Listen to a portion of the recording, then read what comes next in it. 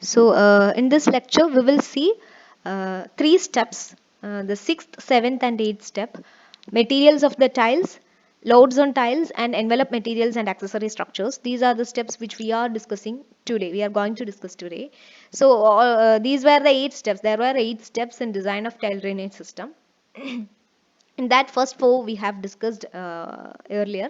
So fifth, sixth and seventh step are materials, loads on the tiles and envelope materials. So by using which are the materials by which we can make the tiles. Okay, there may be plastic, steel, concrete, there may be many materials. So we are digging the soil and placing the tiles beneath the soil.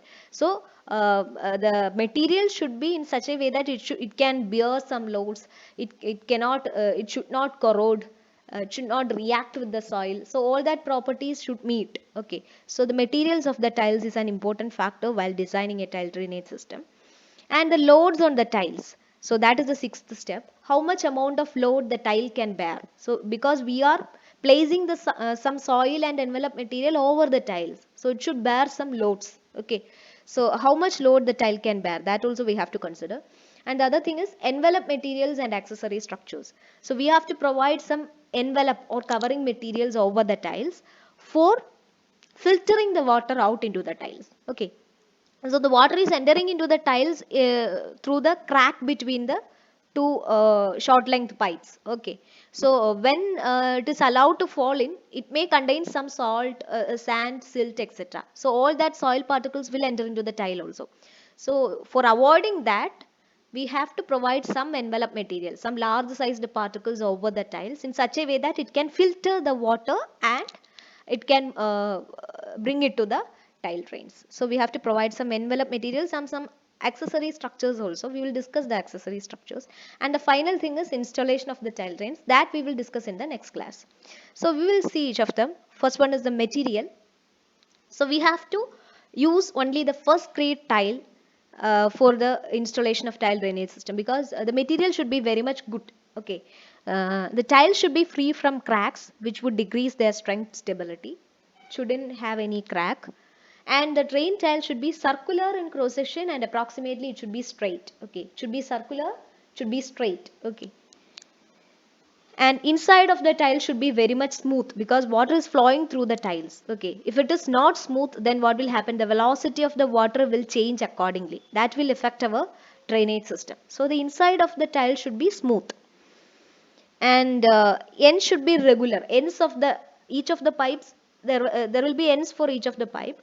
All the ends should be smooth and regular so that we can maintain a distance of 3 millimeter between each pipes. Okay, not between the trains. The space between the crack width between each of the pipes should be 3 millimeter. So that we have discussed earlier. Okay, so for maintaining the 3 millimeter, the ends of the pipe should be regular and smooth. And the tiles smaller than 30 centimeter in diameter are commonly 30 centimeter long. So we should provide 30 centimeter long pipe for 30 centimeter diameter pipe. And if the pipes are larger in diameter, then accordingly the diameter, larger sized pipe will have larger length also. Okay, and the drain tiles can be made up of many materials: clay, concrete, plastic, bituminous fiber or steel. All these materials can be used, but it depends upon the type of soil in which we are using these tiles. Okay, and the other conditions also, topography, etc., will affect this. Okay, so we will see each of the materials. Before that, we will see what are the important characteristics of a tile material. Okay, all these characteristics should be satisfied by a tile material. So what are them?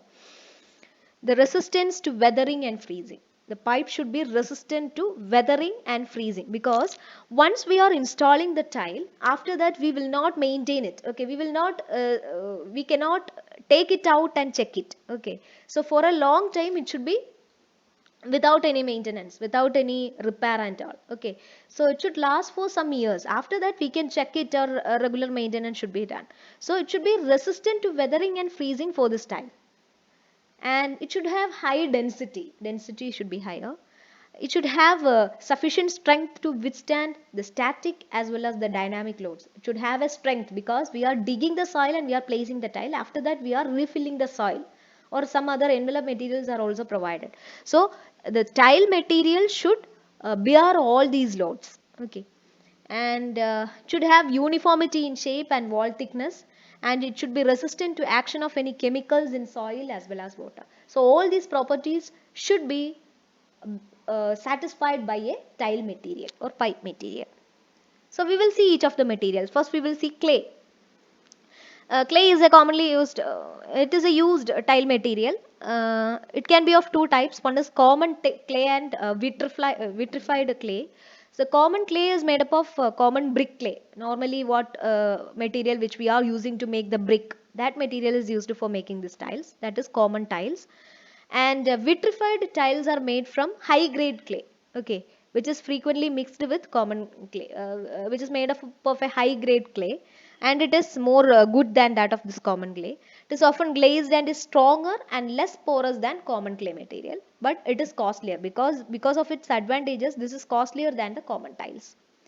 And whenever we are using this clay tiles, it should be well burned and without any defects.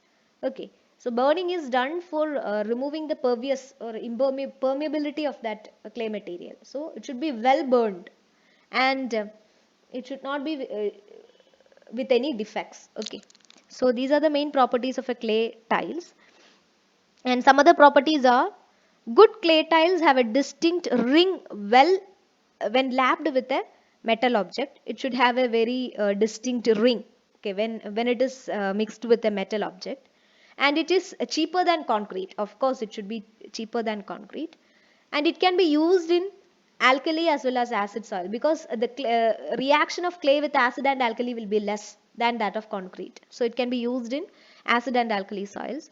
And it is difficult to transport without breakages, because clay is a very brittle material. So there is a chance for breaking. So it cannot be traveled without any difficulty. And it is unable to withstand much loads because it is breakable. When loads are higher, it will be breakable. So these all are the properties of the clay tile drains. And the second material by which we can make a tile drain is concrete. So concrete tiles are made up of sand and cement in a proportion of 1:3 or 1:4. Okay, and they are satisfactory in soils free from acids and alkali. So these concrete pipes will have a tendency to react with the acids and alkalis in the soil. So it cannot be used in acid and alkali soils. And mainly these concrete drains are made in metal forms. Forms means there may be some mold. Okay, so inside which we can place this concrete or sand and cement mixture, and we can form this uh, tile, concrete tiles. Okay, so this is the form which is used for making this concrete pipe. Okay, for getting the shape we will use this form. And other properties of this concrete tiles are: they are easy to manufacture because forms are available, already manufactured forms are available, into which we can place this cement and sand mixture, and we can get the concrete tiles easily. And it can be transported without breakage because it has higher strength than that of clay. And it can be locally made because sand and cement are mostly available everywhere. And it should be properly cured. Curing means it is a setting time which we are giving for the sand and cement mixture. Okay, so it should be properly cured, and the specific cement should be used for avoiding the decay of tiles by acid and alkali soil. If you are using this concrete tiles in acid and alkali soil, then we have to give special kinds of cements which are not reactive with acid and alkali. So these are the properties of concrete tiles. And the third material which we are using for tile drains are plastic. So we'll use mainly two kinds of plastic. One is PVC and the other one is HDPE, polyvinyl chloride and high density polyethylene will be used. And they comes in both smooth as well as corrugated types. We will see what is this corrugated type. Smooth pipes are rigid and of standard. If you are using smooth pipes, they should be rigid. Okay, and they resist outside pressure more. PVC has a tendency to resist more pressure. It can bear more loads than that of concrete as well as clay. And the corrugated pipes are mostly used, and they have high resistance to pressure and are not affected by salts in the soil. They can be easily laid, They are available in tubings of 4 to 10 centimeter diameter. They are coming like coils actually. We will see the picture of this corrugated plastic. So this is a picture of corrugated plastic. When it is plain, there will not be this projections. Okay, there will not be any projections on its surface. These are corrugated. So they will be available in coils. And when we are using plastic tiles, there may be some perforations on the tiles. When we are using plastic, we will give some perforations over the tiles. Okay, for enabling more water to come into the drains. So the perforations should be very small, and sometimes it should be in the shape of a slit, a rectangular slit. Okay, very thin slit, which will not allow any sand particle to enter, which can allow only water to enter into the tiles. So we will give holes in such a way that the water only can enter into the tile drains. The perforations are 30 to 60 in number per meter and are usually 0.6 mm wide and 2.5 centimeter long. So length should be 2.5 centimeter and 0.6 mm should be the width of this perforations. And it should represent a total area 4.5 to 9 centimeter square per meter length of the pipe. So these are the properties of the plastic pipes. So these are the different materials which we are using for making the tile drains. We will use clay, plastic as well as concrete. Out of this, plastic is mostly used. Corrugated plastics are mostly used materials. And anyway, we will see. We will move on to the next step. Next step is the load on the tile drains. Now we have chosen the material to be used in a particular kind of soil. So we have chosen plastic material, for example. Okay, now we have to see how much load it can bear, how much load the tile material can bear, because we are placing this tile beneath the soil and we are giving some load over that. Sometimes over the soil we will use some farm machinery or tillage equipments without knowing that there is tile below that. So that type of material, whichever material we are using, that material should bear all the loads over it. So how much load the tile can bear? That can be calculated by using this ditch conduit formula and projecting conduit formula. Conduit formulas are used for calculating the load. When we are giving a very narrow trench, very thin trench, then we can use this formula where load on the pipes is equal to CD into W into BD square, where BD is the width of the trench, CD is the load coefficient, and W is the unit weight of fill material or soil material. Okay. When the ditches or trenches which we are making for placing the tiles is very wide, when we are making wide trenches, we can use this formula. This is similar to this. The only difference is BZ is the width of the trench at the top of the pipe. Okay. So it will be larger. The width will be larger. So these are the things about the loads on the pipe. And in order to protect the tile from heavy surface loads and to prevent its shifting, the amount of soil cover of the top of the tile should not be less than 60 centimeter. So for properly placing the tile and to protect the tile from heavy surface loads, we have to place at least 60 centimeter of soil above that tiles. So the tile should be placed below 60 centimeter. It should be always placed below 60 centimeter. So over that tile there should be 60 centimeter of sand. Okay. So this is the thing about the load of the tile. Now we have to test the capacity or the capacity of the tile to bear the loads. How strength is the tile? How strong is the tile? We have to test. For that we have three types of test. One is 3-edge bearing test, sand bearing test, and testing of deformation. In the 3-edge bearing test, what we are doing is we will place two wooden blocks first. Okay, two wooden blocks will be placed. Over that we will place our tile, whatever material we are using, whether it is concrete or clay, we will place over that wooden block.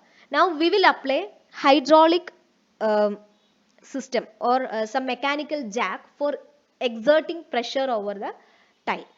At what point the tile breaks, that pressure is noted. Okay, that much load the tile can bear. That is the 3-edge bearing test.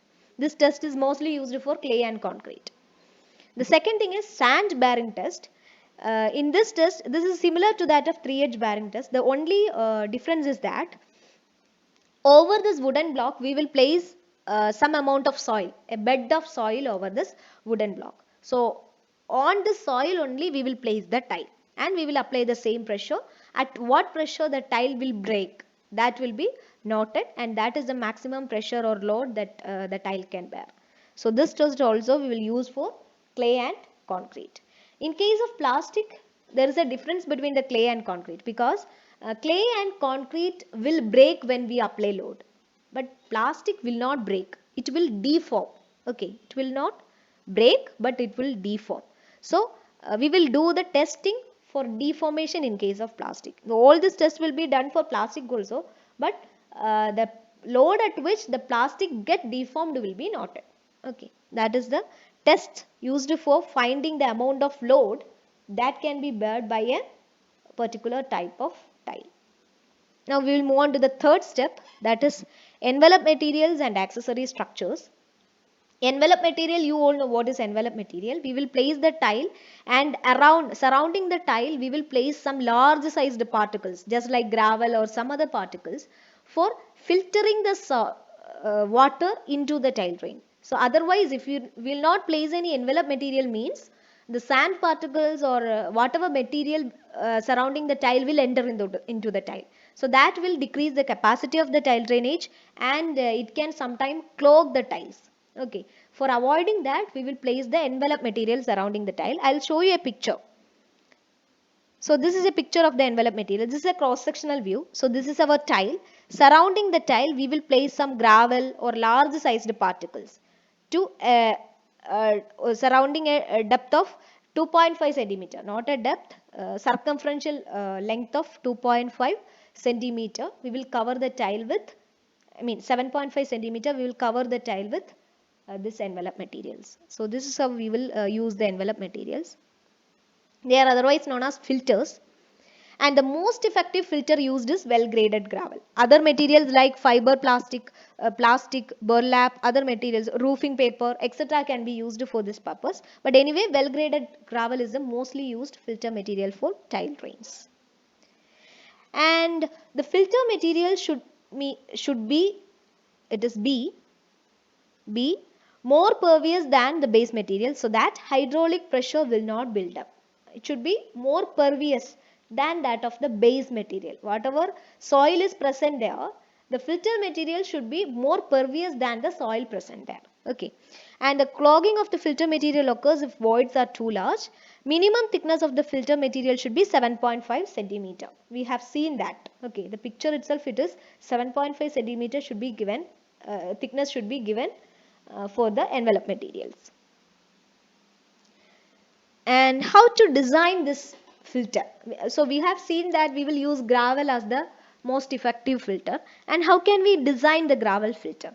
The first step in selecting a suitable gravel filter is determining the mechanical analysis, the gradation curve of the base material. So the designing of the gravel filter or gravel material means how much size of the gravel which we have to use as the envelope material. So there are gravels of different sizes, from 2 millimeter, 2 centimeter onwards gravels are available. So which size you have to use, that is that part comes under this design of the gravel material. And they are saying that the size of the gravel material to be used depends upon the size of the base material. It should be uniform with the gradation of the base material. When we are filtering or we are screening the base material, the curves for both the gravel material as well as the base material should be uniform. So that is the thing. This shows the mechanical analysis of the particular material as well as gravel material, the comparison of these two. So that we will see after seeing the equation.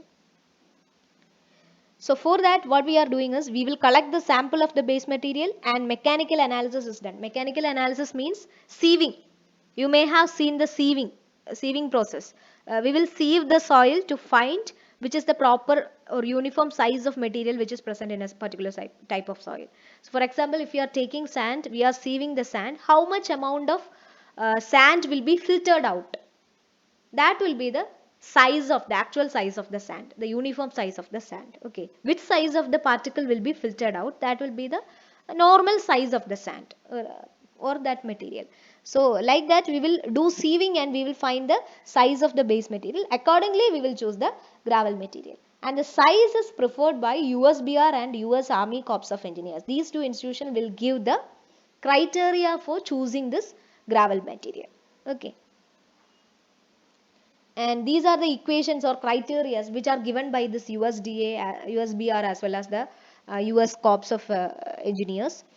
They have given that for uniform soils, D50 of the envelope material to the D50 of the soil should be 5 to 10.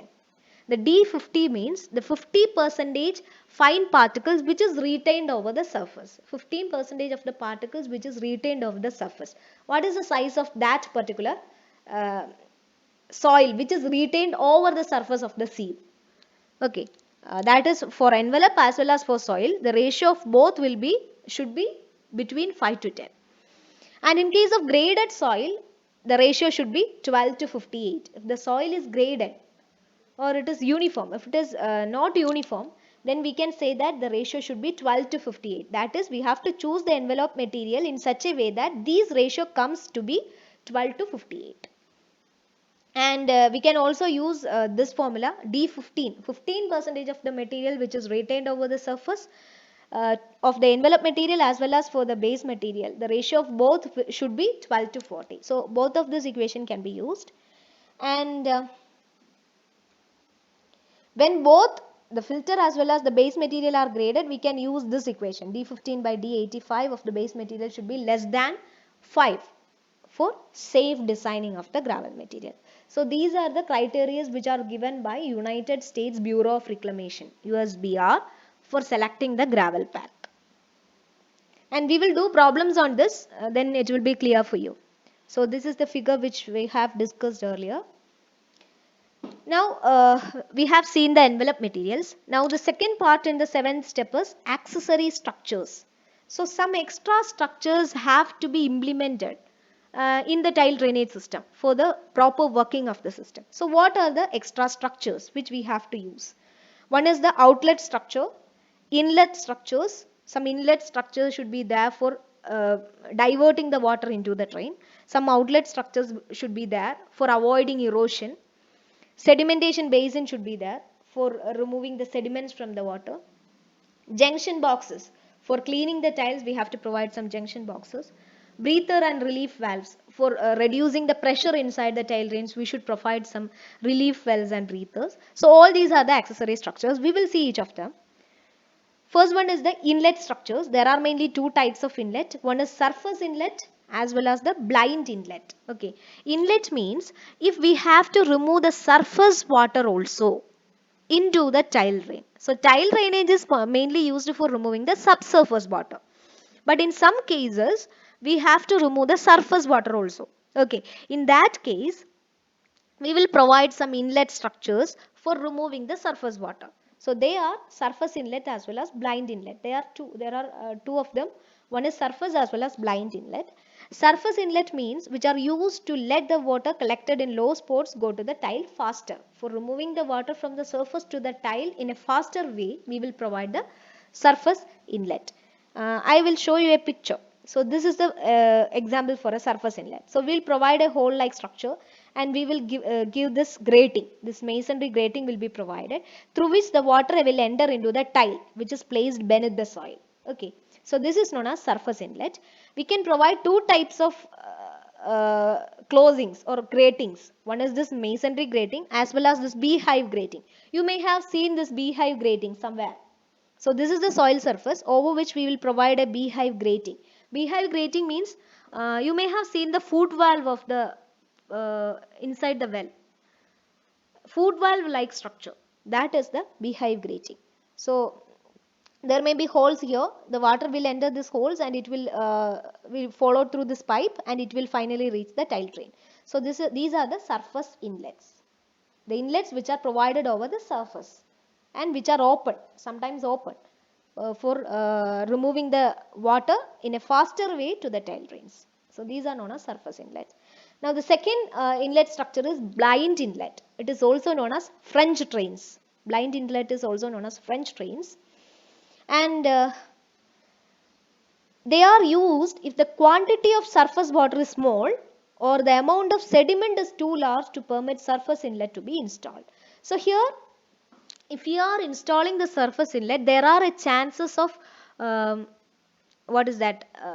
getting soil into the tile drains, because the openings of the surface inlets will be larger. Okay, so there may be more soil, amount of soil will be entering into the tile drain through the surface inlet. For avoiding that, we will provide this blind inlet. I'll show you the figure. So this is the blind inlet. What we are doing is, we will provide this kind of particles over the drain surface. On the surface also we will provide this type of particles, through which the water will enter into this gravel or this large sized particles, and it will be seeped down and it will enter the tile drain finally. So this is known as blind inlet. Without providing any pipelines, we will just provide this permeable soil materials, permeable particles over the tile drains. So this is known as blind inlet. So this is a figure of blind inlet. So what we are doing is, we will fill this ditch by means of this large sized particles, through which the surface water can enter into this tile drains. So this is known as blind inlet. Now we will move on to the second accessory structure, that is the outlet structures.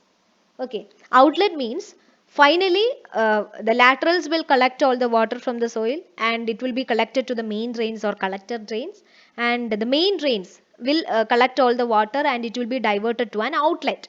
The outlet may be some rivers, ponds, or some low lying areas, something, anything may be the outlet. Okay, so for provide, we should deliver this water which is collected by the main drain in a safe manner to the outlet. Okay, it should not cause any erosion at the delivering end. Okay, for avoiding the erosion, we should provide proper outlet structures. Okay, there are mainly two types of outlet. One is gravity outlet as well as pump outlet. Okay, so you just assume that if the outlet of the tile drainage, or the final end of the tile, okay, is lying in an area which is lower than a stream. So the tile drainage is delivering the, finally it should deliver the water to a tank. Okay, you just imagine that the tile should deliver the water to a tank which is at a higher level than that of the pipe. Then what we will do? Then we should do something like pumping. Okay, so we should pump the water to the tank. So in that case, we will use the pump outlet. We will provide a pump at the outlet end of the structure, and we will pump the water into the higher level tank. In case we are not delivering it to a tank, we are just delivering it to a river or a stream which is lying at a lower depth than that of the outlet end, then we will, then the water flow should be by using gravity only. Okay, gravity flow should be there. So then we will use gravity outlets. We will not use any pumps there. Okay, so we'll see there are mainly many types of gravity outlets are there. So this is the concrete or metal outlet. So here this is the outlet end actually. So this is the main pipe of the tile drainage. This will be delivered to this stream. This is stream, small stream. So this gravity flow occurs here and it will be delivered here. Here some stones or something will be given for avoiding the erosion. So this is about concrete pipe for outlet structures. This is another kind of outlet. In this what we are doing is, we will provide some boulder or head wall. This is our pipe. We will provide a head wall by using some boulders or rocks for avoiding the erosion. Okay. So this is another kind of outlet. This is another outlet. It is a concrete head wall. Here this is our main, this is our main pipe, end of the main pipe. Here we are providing a concrete head wall for diverting the water into a, in a proper manner, for avoiding the erosion and diverting the water in a proper manner. We are providing a concrete head wall as the outlet structure. So this is also possible. And this is another outlet. This is a notched concrete outlet. Here a small notch will be provided, and the same way as that earlier case, we will provide a head wall and the water will be delivered safely without causing any erosion. So these are the outlet ends of this drainage system. Okay, we are providing a proper outlet for two reasons. One is for avoiding the erosion, and the second thing is for properly and safely disposing the water into a proper outlet. So we are providing the outlet structures for satisfying these two conditions. Okay, if a large amount of water is there, then we have to provide a proper outlet. So these are the outlet structures. And sometimes we will provide flap gates. Okay, for example, here we can take this example. When rainy season occurs, the water in the streams will rise. Okay. When this water level reaches this point, this level, what will happen? There is a backflow. There should be a backflow through the streams. That is not good for the drainage system. Okay. For avoiding that, what we are doing is we will give a flap gate here. A gate or a closure will be given here in such a way that the water, if coming from the drain, can open this flap. Otherwise, if the water from here could not enter into this pipeline, like that a flap gate will be provided. Okay. So that is about outlet structures. Another important outlet structure is the sedimentation basins. They are any type of structures that provided in the tile drainage system for the settlement of the soil particles. Okay, we cannot avoid some amount of soil particles from entering into the tile drain. If you are using any structures, any protective structures, some small amount of soil particle can surely enter into that tile drain. Okay, so what will happen if it is not, we are not, what is that? We are not checking it regularly. Okay, so when as time passes, what will happen? The amount of soil particles which is settled will be higher. So this will cause a decrease in the capacity of the tile drainage. Okay, for avoiding that, we will provide settlement basins or sedimentation basins in between the tile drains. Okay, in some places, at some places or some in between the tiles, we will provide sedimentation basins at regular intervals for uh, sedimenting or settling, for enabling the settling of the particles or salt particles which were there in the tiles. Okay, they are known as sedimentation basins. So this is a figure of the sedimentation basin. This is the lateral and this is the main. So the joining between these two will be a sedimentation basin. So what will happen? The sediments from this lateral will be deposited at this sedimentation basin, and we can remove this. We can remove this in a later time. Okay. This is made by reinforced concrete, and a covering should be given. Otherwise, it will be dangerous. Okay. So a covering should be given. Like that, we will provide sedimentation basins or manholes for removing or settling the soil from the water. Another thing is junction boxes or inspection chambers. It is just same as that of this sedimentation basins. In the sedimentation basins, the sediments will be settled, but we have to remove the sediments. So a man have to enter into that, and he have to remove that. For that, we will provide junction boxes. Junction boxes are in the form of standard pipes of workable diameter to enable a person to get down for inspection as well as cleaning. Okay, so in between the tiles, we will provide some junction boxes for cleaning the tiles as well as for checking whether the tile is working properly or what.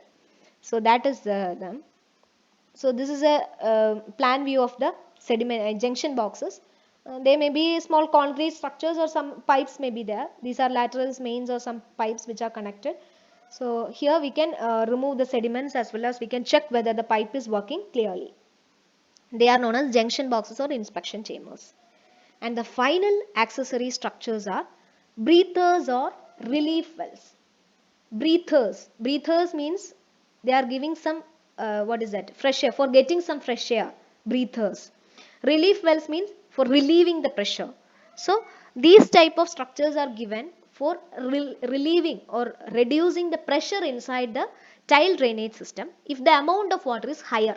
In some cases, in some rainy seasons and all, the water collected in the drain system will be very much higher, in such a way that the pressure inside the tile drainage will be very much higher. Okay, so at that time we have to release the pressure. Otherwise, what will happen? The tile drainage system will blow out. Blow out means it will the water from it will burst out, or it will blow out of the tile drainage system, and it will remove the soil surrounding the tile drainage system, which is not good, which will cause landslides and all, or sloughing of the soil. So for avoiding that, we have to provide the breathers or relief wells. Some vents should be provided in between the tile drainage system. The breathers or vents should be provided approximately every 400 meter on long tile mains. Okay, so these are provided for relieving the pressure from the tile drainage system. So this is the picture of a tile drainage system. So this is our drain tile. We will provide a pipe like structure, and a heavy wire screen should be provided here. And whenever the pressure is higher, the valve here opens and the pressure will be relieved. Okay, so that is the thing. So these are about breathers and relief valves. These are the different accessory structures used for tile drainage system. This is about today's lecture. Thank you.